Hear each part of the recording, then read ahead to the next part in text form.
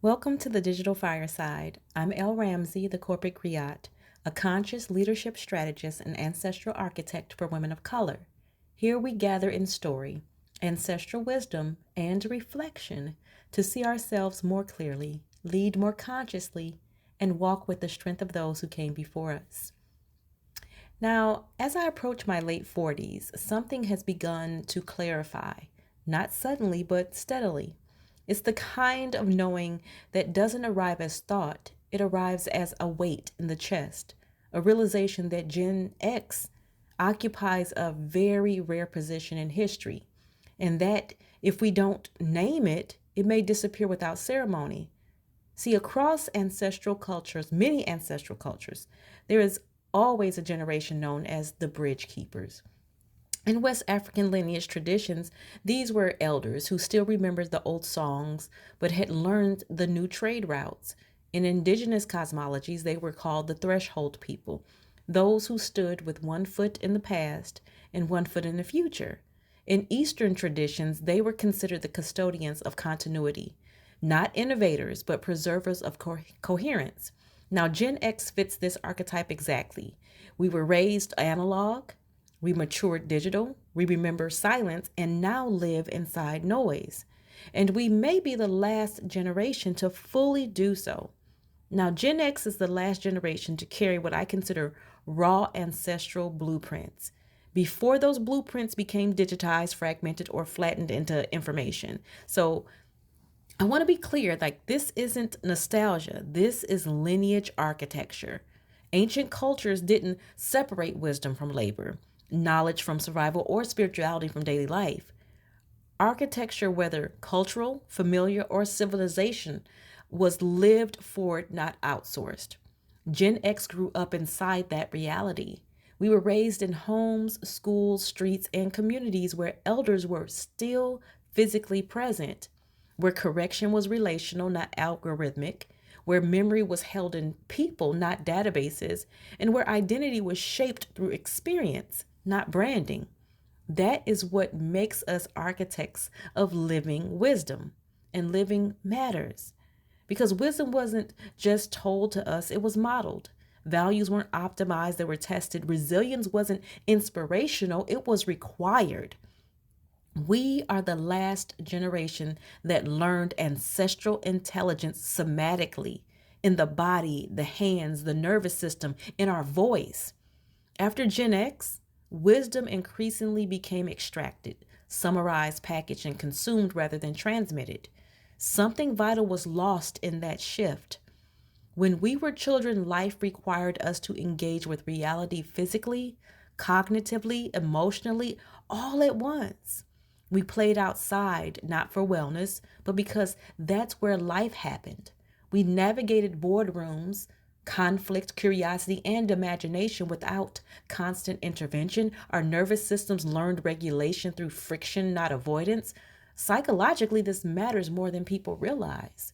Now, current neuroscience tells us that executive functioning, that is planning, problem solving, emotional regulation, and impulse control, develops most robustly in environments where delay, effort, and adaptation are required.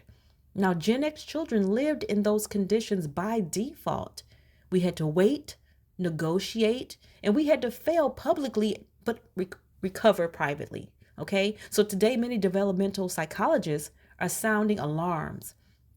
Children and young adults raised with constant digital stimulation show higher cortisol levels, lower distress tolerance, and increased anxiety when confronted with ambiguity or delay. This is not a moral failure. It is a biological response to an environment that no longer trains patience as a muscle. Now, technology gives relief, but it doesn't give resilience. There is an ancestral reason resilience used to matter. Across civilizations, wisdom was never separated from time. In folklore, elders are not powerful because they are loud, they are powerful because they have endured seasons. In many cultures, there is a saying that translates roughly to this: wisdom ripens when suffering is survived, not avoided. Gen X didn't grow up with algorithms smoothing every edge. We grew up earning understanding through lived experience. Now we are watching something heartbreaking unfold. Gen Z, brilliant, intuitive, emotionally aware, is one of the most psychologically burdened generations on record. Statistically, Gen Z reports the highest rates of anxiety and depression ever measured in young adults, significantly increased suicidal ideation compared to prior generations, and a deep sense of isolation despite unprecedented connectivity. Again, this is not to condemn, it is to contextualize. Human biology evolved in relational ecosystems, not digital ones. Our nervous systems are wired for eye contact, for touch, rhythm, story, for repair through presence. Technology mediates all of that, but it does not replace it. And here's where Gen X matters most. We remember what unmediated learning feels like. We remember elders who spoke slowly, stories that wandered before they landed, lessons that required you to become someone new to understand them. We were not trained to confuse access with integration. And now many of us are becoming elders ourselves. Yet culturally, we are rarely recognized as such. Instead, society increasingly prizes speed over depth, youth over wisdom, trends over, truths, but ancestry works differently. In ancestral systems, knowledge that is not transferred becomes spiritual debt. Not because it was hoarded, but because it was never invited. Gen X sits at a dangerous threshold.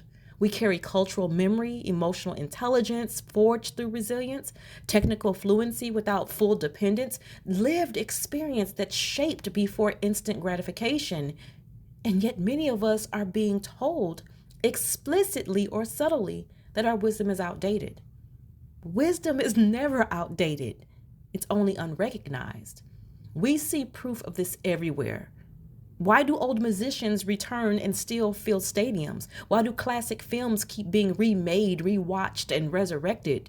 It's because when meaning erodes, societies instinctively search backward for grounding. Now, this can be called cultural retrieval, which is a sign that a civilization has moved too fast and lost coherence.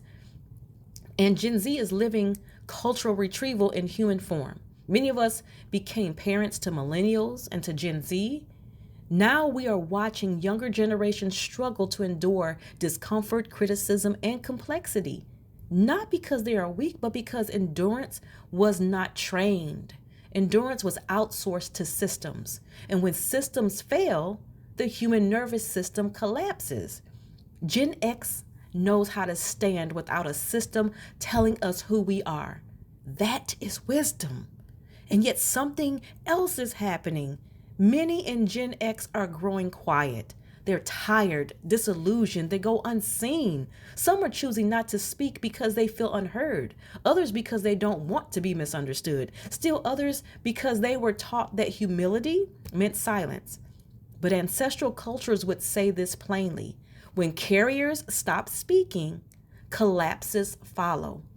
This is Fireside call to action, a call for Gen X to write the memoir, to share the story, to tell the hard truth without aggression, to mentor without superiority, to speak without apology. Not because younger generations owe us reverence, but because they are starving for grounding. And it is also a call to millennials and Gen Z to understand that wisdom does not arrive fully formed, that information is not embodied, that patience is not weakness. It is biology maturing. And you do not need to reject the elders to evolve. You evolve through them. That is how lineages survive. That is how civilizations stabilize. See, Gen X may very well be the last generation that remembers how to sit long enough for wisdom to arrive naturally.